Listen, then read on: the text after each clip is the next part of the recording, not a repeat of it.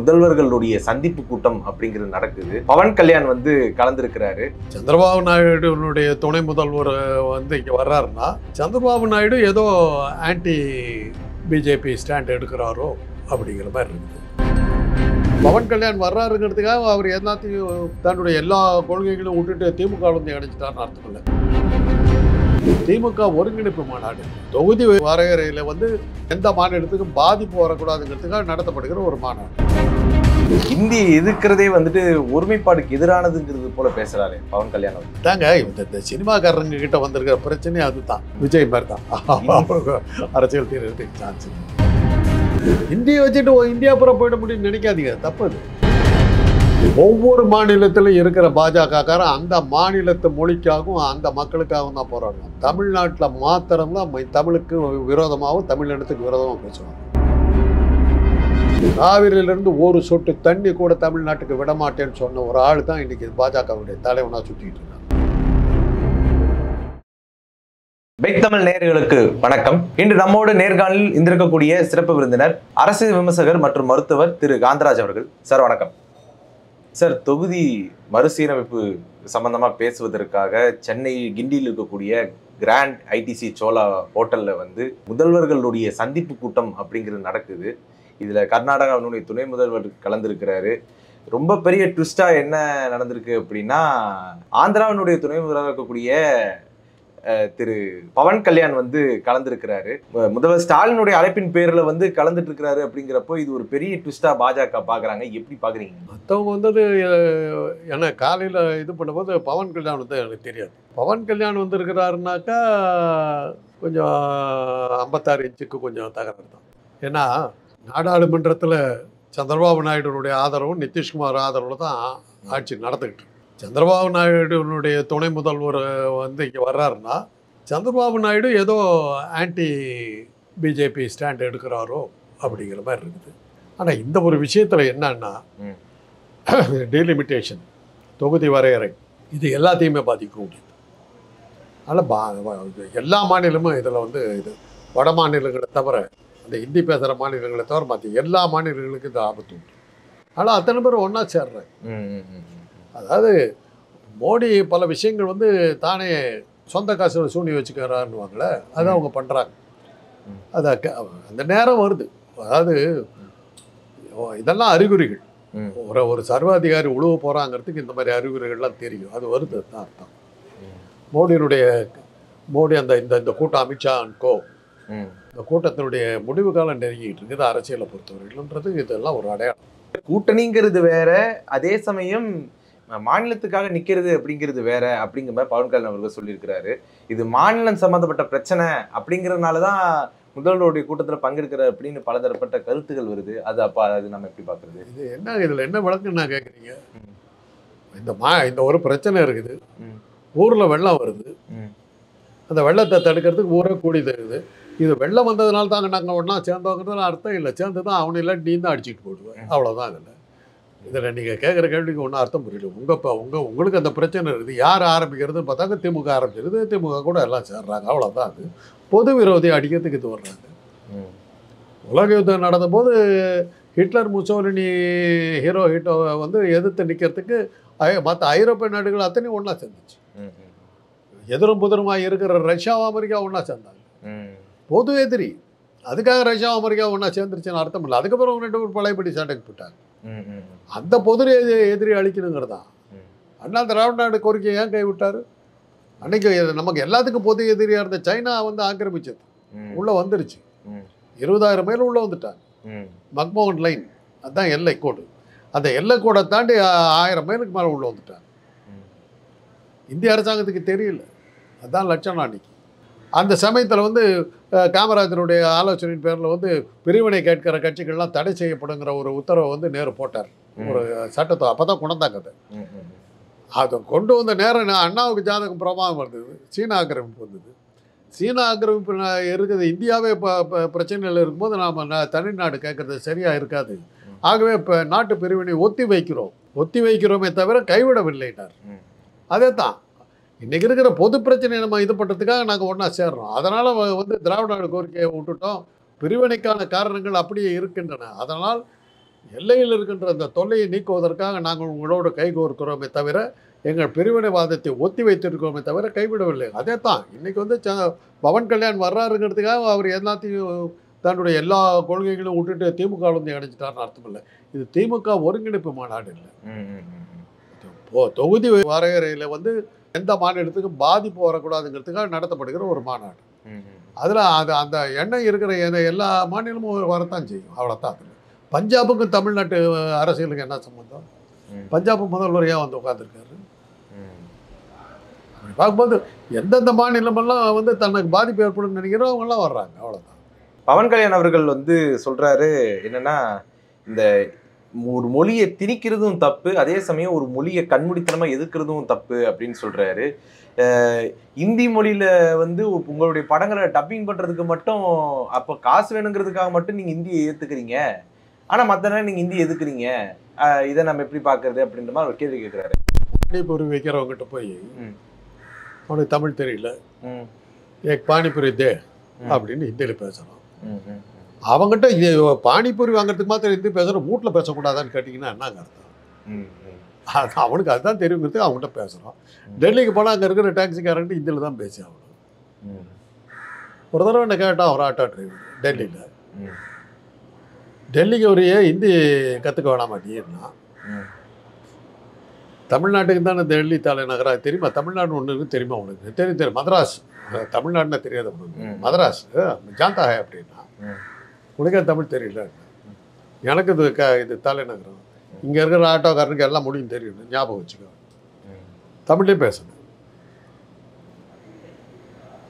என் மொழிக்கும் தலைநகர் நீ சொல்கிற, அப்போ இந்த இருக்கவனுக்கு தமிழ் நீ சொல்லிக் கொடுக்கணும். 14 மொழியை கற்றுக்க முடியுமா?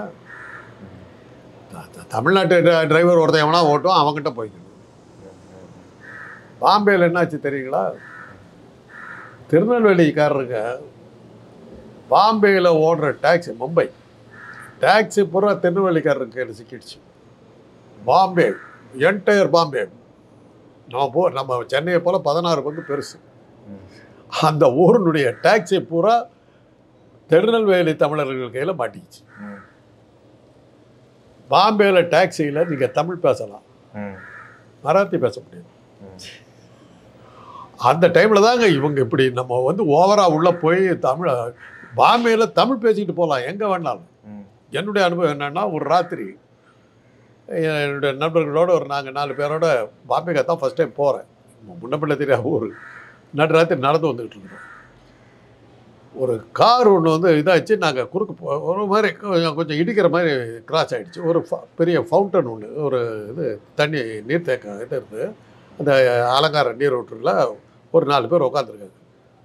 டேய் தப்பிச்சோண்டான்னு நான் அங்கே உட்காந்துருக்க வந்து, தம்பி ஜாக்கிரதை அப்படின்னாங்க. தமிழில் பேசுறீங்க? நாங்கள் மராத்தி தான், நீ தமிழில் பேசுனாலும் தமிழில் பேசுகிறேன். அப்போ தான் இந்த நடுராத்திரி தமிழ் பேசுகிற ஆளுங்க உட்காந்துருக்காங்க பாம்பேயில். அங்கே கேட்டால் அந்த டாக்ஸி டிரைவர்கிட்ட பேசுவோம், கேட்டால் இங்கே மராத்தி பேசுகிறோன்னே கிடையாது சார். மராத்தி பேசுகிறது போனால் நீங்கள் பூனாவுக்கு போகணும். பாம்பே வந்து மகாராஷ்டிராவுடைய கேபிட்டல், தலைநகரம்.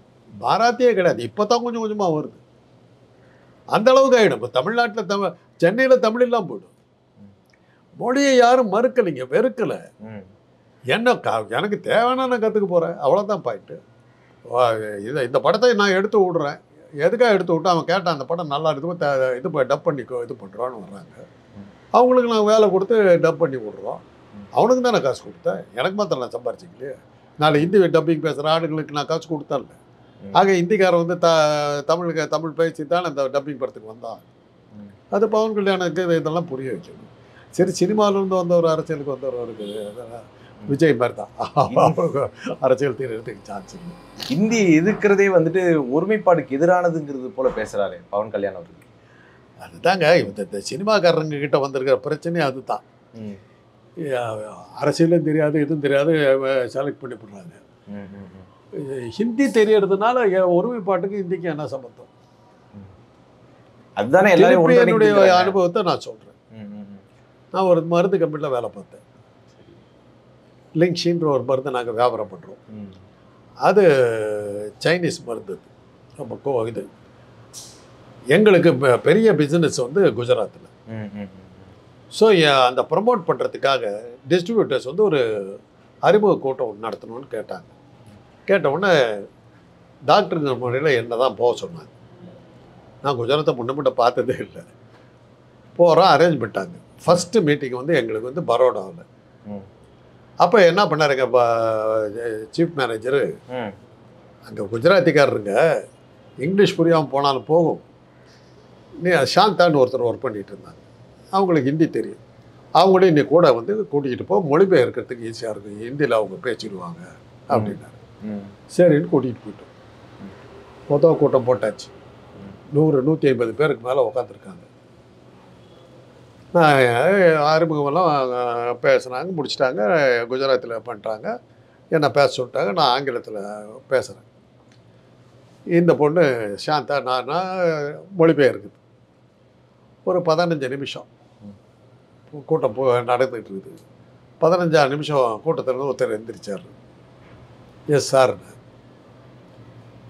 You are speaking in English, we are able to understand.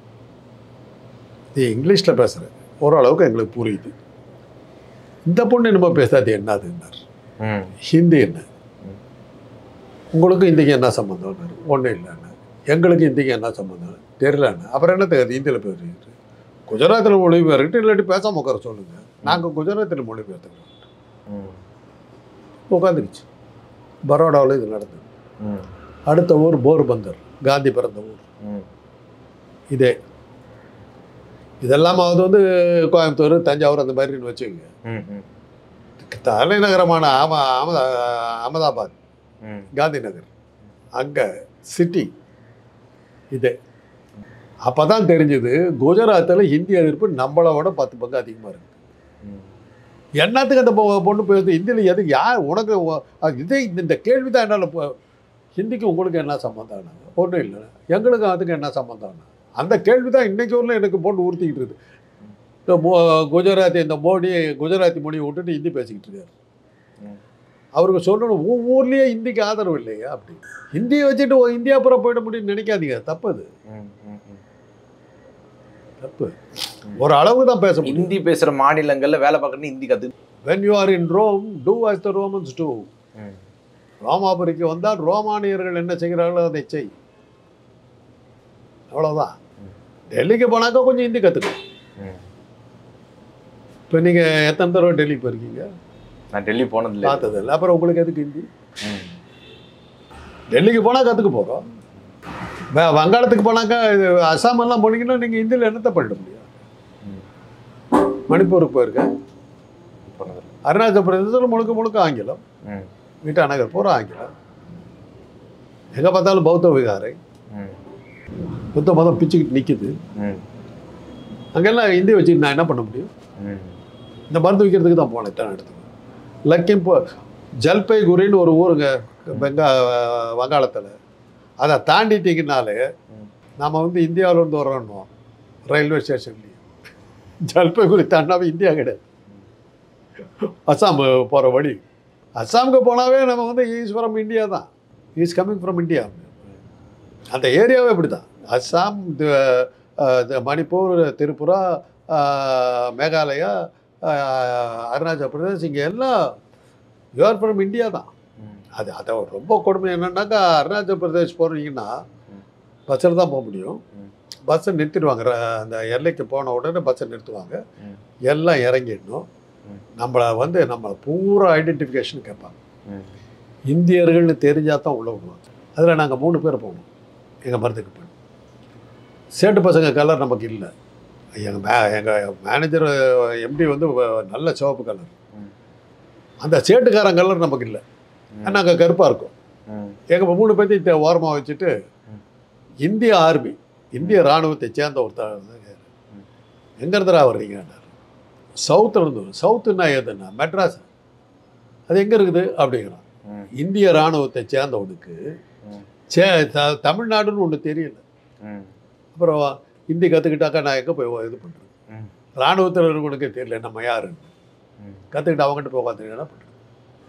ஒரு போலித்தனமான ஒரு செயற்கையான ஒருமைப்பாட்டில் நம்ம ஓட்டிக்கிட்டு இருக்கோங்க. நீங்கள் அமெரிக்கா போங்க, வெளிநாட்டுக்கு போங்க, இங்கே இருக்கிற ஆட்களை நான் அங்கே பார்த்தேன். நம்ம ஊர் தெலுங்கு பேசுகிற ஆட்கள் அமெரிக்காவில் செட்டில் ஆகிடலாம். கேட்டால் ராஜபாளையம் இது மாதிரி ஊர்கள்லேருந்து வந்தோம். நாங்கள் தெலுங்கர்கள். தமிழ்நாட்டில் தான் போகிறோம், அங்கெல்லாம் தெலுங்கு. அது மாதிரி இது அங்கங்கே போனால், அங்கே அமெரிக்காவெல்லாம் போனீங்கன்னா நம்ம ஆளுங்க எவனும் வந்து ஐஎம் இந்தியன்னு சொல்கிறதே கிடையாது. நான் ஒரு தடவை அங்கே வந்து கொரியரில் ஒரு இதை அனுப்புறதுக்கு பார்சல்லாம் பண்ணி ரெடி பண்ணி போட்டு அட்ரஸ் போட்டு சவுத் இந்தியான்னு போட்டேன். அந்த அந்த கொரியர் சர்வீஸ் நடத்துகிறவர் வந்து பாகிஸ்தானி. அவர் பேர் ஜுல்ஃபிகார். அப்படி பார்த்தாரு. எனக்கு இது தெரியும். I'm Pakistani settled. எனக்கு இந்த ஒரு விஷயம் தெரியணும். அது என்ன, இந்த சவுத் இந்தியா, இந்த சென்னை இந்த மாதிரி ஊர்லேருந்து வரவங்கள சவுத் இந்தியான்னு ஏன் போடுறீங்க? நீங்கள் இந்தியன்ஸ் இல்லையானாரு. எங்களை அவங்க ஏற்றுக்கிறது இல்லைங்க, அதனால் நாங்கள் சவுத்தை சேர்ந்தவங்க, நாங்கள் எங்களுக்கு இந்தியாவுக்கும் சம்மந்தம் இல்லாத போடுவோம். ஓ, அது அங்கே இருக்குதான்னு கேட்டு தெரிஞ்சுக்கிட்டார் பாகிஸ்தான். இது தான் வெளிநாட்டுக்கு போனாக்கா நான் இந்தியன் நம்ம யாரும் I'm from Tamil Nadu, I'm Tamilian, அப்படி தான் போகிறோம். ஒரு போலித்தனமான செயற்கைத்தனமான உருவிப்பாடு. சரி, ஹிந்தி கற்றுக்குறாங்க. நீங்கள் உத்தரப்பிரதேசக்காரர், நீங்களும் நானும் அந்த வேலைக்கு போகிறோம். நானும் ஹிந்தி கற்றுக்கிட்டேன். அவங்களுக்கு ஹிந்தி தெரிஞ்ச வேணுங்கிறாங்க. உங்களை எடுப்பாங்களா என்ன எடுப்பாங்க? ஏன் எப்படி ஹிந்தி தெரியுங்கிறனால. நீங்கள் உத்தரப்பிரதேசக்காரருங்க, ஹிந்திக்காரருங்க. நீங்களும் நானும் போய் நிற்கிறோம், யார் எடுப்பா? உத்தரப்பிரதேசக்காரங்க எடுப்பாங்க. ஆமாம், ஒரிஜினல் ஹிந்திக்காரன் எடுப்பானா என்ன எடுப்பானா வேலைக்கு? ஆக அதை படிச்சுன்னா நீ காலி, அவ்வளோதான். அதனால தான் நம்ம மாட்டோங்கிறோம். எல்லா இடத்துலையும் சொல்கிறோம். ஒரு உதாரணம், உலகத்துக்கே தெரிஞ்ச ஒரு உதாரணம். ஏறத்தாழ 40 நாடுகள் ஐரோப்பாவில் இருக்கு. எல்லாரும் கிறிஸ்தவ மதம் தான். எல்லாத்துக்கும் ஜெருசலேம் தான் ஜீசஸ். எல்லாத்துக்கும் கிறிஸ்மஸ் இருக்குது, எல்லாத்துக்கும் நியூ இயர் இருக்குது, அதுதான். ஆனால் வெவ்வேறு நாடு. எழுத்துக்கள் ஒரே எழுத்துக்கள் தான், ரோமன் லெட்டர்ஸ் தான், ஏபிசிடி எழுத்துக்கள் தான். எனக்கு தெரிஞ்ச ஜெர்மன் மொழி ஓரளவுக்கு தெரியும். இந்த ஏங்கிற எழுத்தை நீங்கள் எழுதுனீங்கன்னா இங்கிலீஷில் ஏ, ஜெர்மனில் அதுக்கு சவுண்ட் வந்து இக்கு. பி இங்கிலீஷில் அது பி, ஜெர்மனில் வந்து அது ஆய். எழுத்து அதே எழுத்து தான், உச்சரிப்பு வேறு. இருந்தாலும் வெவ்வேறு நாடுகள். இதை வச்சுக்கிட்டு நம்ம எல்லாம் ஒரே நாடுன்னு யூரோ காயின் ஒன்று ஸ்டார்ட் பண்ணாங்க, யூரோ பவுண்டு ஒன்று ஸ்டார்ட் பண்ணாங்க. சக்ஸஸ் ஆகலையே. ஐரோப்பா பூரா யூஸ் பண்ணலான்னா அக்செப்ட் ஆக மாட்டேங்குது. அதே தான் இந்தியாங்கிறது வெவ்வேறு கலாச்சாரம். நீங்கள் திருத்தணி தாண்டிங்கன்னா தெலுங்கு ஆகிடுறீங்க. தமிழை வச்சுட்டு ஒன்றும் பண்ண முடியாது. வைஜாகத்தை தாண்டி கஞ்சம் டிஸ்ட்ரிக்ட் போயிட்டீங்கன்னா, பெர்காம்பூர் போயிட்டீங்கன்னா ஒரிசா, ஒரிசாவை தாண்டி கொஞ்சம் போயிட்டீங்கன்னா பெங்கால், இப்படி போனீங்கன்னா பீகார், இந்த பக்கம் வந்துட்டிங்கன்னா பஞ்சாப். எல்லாம் வெவ்வேறு மொழி, வெவ்வேறு கலாச்சாரம். சீக்கிய கலாச்சாரம் வேறு, ஒரிசா கலாச்சாரம் வேறு, எல்லாம் வெவ்வேறு கலாச்சாரங்கள் இருக்குது. பூரி ஜெகநாதர் கோயிலில் நடக்கிற இந்த தேர் திருவிழா உத்தரப்பிரதேசத்தில் நடக்கிறது இல்லை. அவனும் இந்து தான், இவனும் இந்து தான். நடக்காது. இந்த செயற்கைத்தனமாக வச்சுக்கிட்டு இதெல்லாம் பேசாதான் இந்த கதையெல்லாம் விட்டுக்கிட்டு இருக்காங்க. ரொம்ப சலிச்சு போன விஷயம். இந்த தொகுதி மறுசீரமைப்பு விஷயத்தை பொறுத்த வரைக்கும் என்ன சொல்றாங்க அப்படின்னா வந்து, அதாவது மக்கள்தொகையினுடைய அடிப்படையில் தானே இது நடக்குது. ஒவ்வொரு 25 வருஷமும் இப்படி பண்றது தானே, அதன் அடிப்படையில் தானே பண்ணியிருக்காங்க. அதை எப்படி தென் மாநிலங்களுக்கு எதிரான வன்மமாக மாறும் அப்படின்ற மாதிரி சில பேர் கேட்குறாங்களே. கேட்கட்டும், அது ஒன்றும் தப்பு. அவங்களுக்கு புரிஞ்சது அவ்வளோதான். அப்படியெல்லாம் பண்ணிங்கன்னா இந்த நம்ம வந்து மைனாரிட்டி ஆகிடுறோம், வெளியே போக வேண்டியது. அதை தான் அவங்க சொல்கிறாங்க. இதை கேட்குறவங்க யார் தெரியுமா? இந்த ஊரில் இருக்கிற பாஜக. ஒவ்வொரு மாநிலத்திலும் இருக்கிற பாஜகக்காரன் அந்த மாநிலத்து மொழிக்காகவும் அந்த மக்களுக்காகவும் தான் போராடுவாங்க. தமிழ்நாட்டில் மாத்திரம்தான் தமிழுக்கு விரோதமாகவும் தமிழினத்துக்கு விரோதமாக பேசுவாங்க. காவிரியிலேருந்து ஒரு சொட்டு தண்ணி கூட தமிழ்நாட்டுக்கு விடமாட்டேன்னு சொன்ன ஒரு ஆள் தான் இன்றைக்கி பாஜகவுடைய தலைவனாக சுற்றிக்கிட்டு இருக்காங்க. வேற ஊர் தான் கழட்டிக்கிட்டு அடிச்சிருப்பாங்க. நம்ம ஊர் தலைவன் ஏற்றுக்கிட்டு உட்காந்துருக்கு. நீங்களும் கேட்டுக்கிட்டு இருக்கிறீங்க. அதே அண்ணாமலை தான் சொல்றாரு, நீ இது பண்றது வந்து ஒரு மெகா நாடகம். அதனால தான் இது உங்களுக்கு புரியுதுக்காக தான் சொல்றேன். இப்படி சொல்லிவிட்டு வேற எந்த ஸ்டேட்லயா உள்ள நுழைஞ்சிருக்க முடியுமா? பச்சையா பேசுனாங்க அந்த ஆளு. நான் தமிழ்நாட்டுக்கு தமிழன் தான், ஆனா நான் கன்னடக்காரன். காவிரியில இருந்து ஒரு சொட்டு தண்ணி தமிழ்நாட்டுக்கு விட மாட்டேன், நான் உயிரோடு இருக்க வரையில் விட மாட்டேன்னு சொன்னவன் இருக்குது. பார்த்துருக்கீங்களா இல்லையா? அந்த ஆள் தமிழ்நாட்டுக்கு தலைவர். இவன் வந்து தமிழ்நாட்டுக்காக பேசுறான், கேட்கணும். அதே அண்ணாமலை சொல்றாரு முதல்வர்கள் சந்திப்பு அப்படிங்கிறது ஒரு நாடகம்னு சொல்றாரு. அது இருக்கட்டுமே, நாடகம் நல்லா எடுபடுது இல்லை? நாடகம்தான். பல புரட்சிகள் வந்து நாடகத்தின் அடிப்படையில் தான் நடக்குது. சரி, கேரள முதலமைச்சர் பினராயி விஜயன் அவர்களை கூட்டு வச்சு கூட்டம் நடத்துறாரு.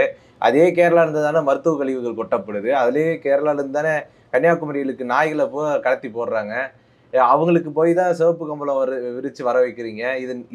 இது வந்து அண்ணாமலை விமர்சிச்சு இதை கேள்வி கேட்டிருக்காரு. எப்படி பாக்குறீங்க அதை? அந்த கேரளாவில் வந்து இதை செஞ்சதுக்கு எவ்வளோ கற்றுருக்குல்ல. தமிழ்நாட்டுக்கு இதை கொடுக்க முடியாது, வெள்ளம் வந்தபோது பணம் கொடுக்க முடியாதுன்னு சொல்லிட்டு போன ஒரு மாமி இருந்தது. இவர் தானே போய் கம்பளம் விரிச்சுக்கிட்டு உட்காந்துட்டு. அந்த மாதிரி இப்படி உள்ள விட்டீங்க. தமிழர்கள்லாம் அன்சிவிலைஸ்டு, காட்டு மிராண்டிகள். நான் ஒருத்தன் அதை அவர் ஏத்துக்கிறாரு. அவரு யாரு? அண்ணாமலை ஏத்துக்கிறாரு. அதுல என்ன தப்புன்னு கேட்கிறாரு. அதான், அவ்வளவுதான். அந்த ஆளுக்கு நம்ம பதில் சொல்ல வேண்டிய அவசியம் இல்லை. ஒரு தமிழின துரோகி தமிழ்நாட்டுக்கு என்ன கெடுதல் வேணுமோ அதை செய்யறதுக்கு முயற்சி எடுப்பார். உங்க மாதிரி ஆளுங்களை வச்சு அவர் பொழப்பு நடத்துறாரு. திமுக அவருக்கு அவர் வந்து ஒரு காமெடி பீஸுங்கிறதுக்கு ஒரு உதாரணம் உங்களுக்கு சொல்றேன். அண்ணா யூனிவர்சிட்டி வந்து கவர்னர் ரவி கீழே இருக்கு. அதில் ஒரு பெண்ணுக்கு பாலியல் தொந்தரவு வந்து ஐபிஎஸ் படித்த ஆள்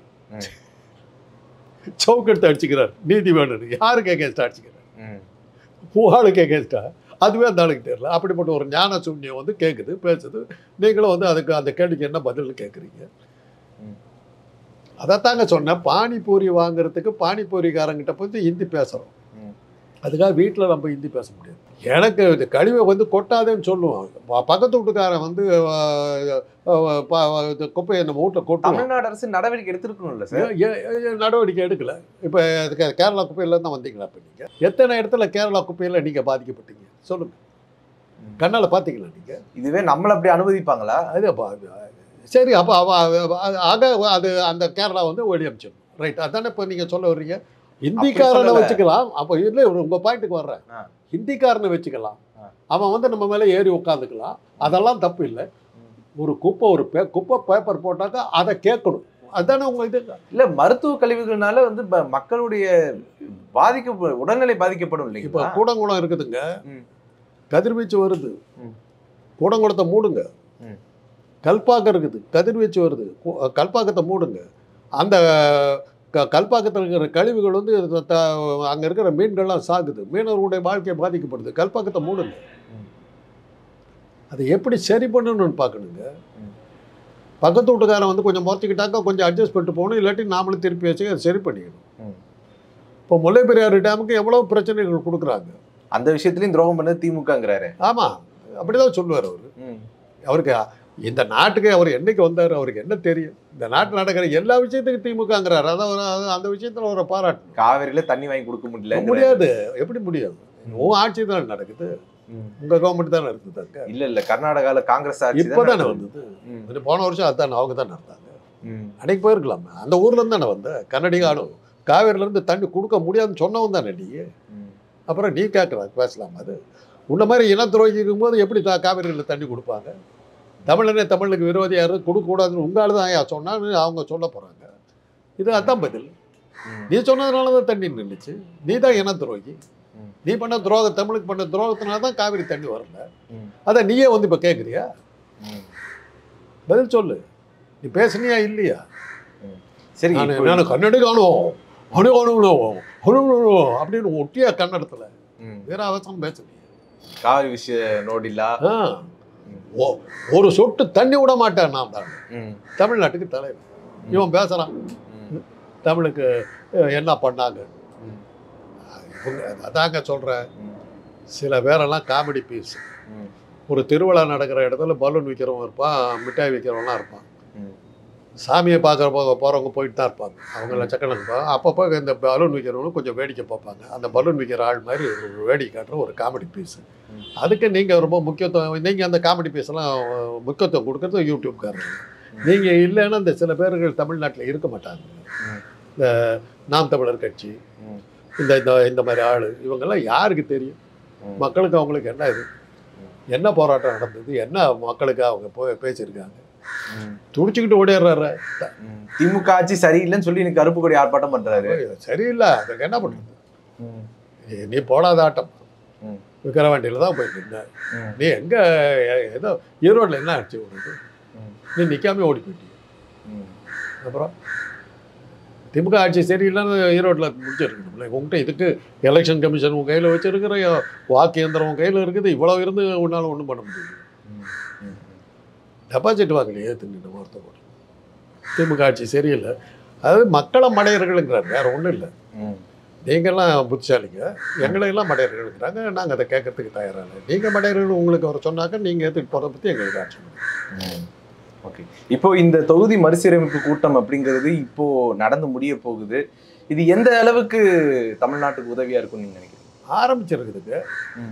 ஒரு காலத்தில் நேரு போன்ற பெரிய மனிதர்கள், நேர்மையான மனிதர்கள், கண்ணியமான மனிதர்கள், நாகரிகம் தெரிந்தவர்கள், மனித பண்பாட்டை அளித்த பெரியவர்கள்லாம் இருந்த காலத்தில் என்னுடைய குடும்பம் அதில் சம்மந்தப்பட்டிருக்கு. டீலிமிட்டேஷனில் எங்கள் அண்ணன் ராஜாராம் வந்து அந்த அன்னைக்கு நாடாளுமன்ற உறுப்பினர், டீலிமிட்டேஷன் கமிட்டியினுடைய உறுப்பினர் அவர். ஒவ்வொரு தொகுதி எங்கேருந்து எங்கள் தொகுதி, அதாவது இப்போ தென் சென்னைனாக்கா எந்த ஏரியாவெலாம் தென் சென்னையில் இருக்கலாங்கிறது தான் டீலிமிட்டேஷன் கமிட்டியினுடைய ஒர்க்கு. அது மாதிரி அந்த கமிட்டியில் அவர் இருந்தார். அப்போ தான் அவர் அந்த இதை பற்றி பேசும்போது, டீலிமிட்டேஷன் பற்றி பேசும்போது, தமிழ்நாட்டுக்கு 2 சீட்டு குறைச்சிட்டாங்க. 40 இருந்தது 38 குறைச்சிட்டாங்க. குறைச்சி உத்தரவு போட்டாங்க. பார்லிமெண்ட்டில் அதை பேசுறதுக்கு எங்கள் அண்ணனை தான் கூப்பிட்டாங்க.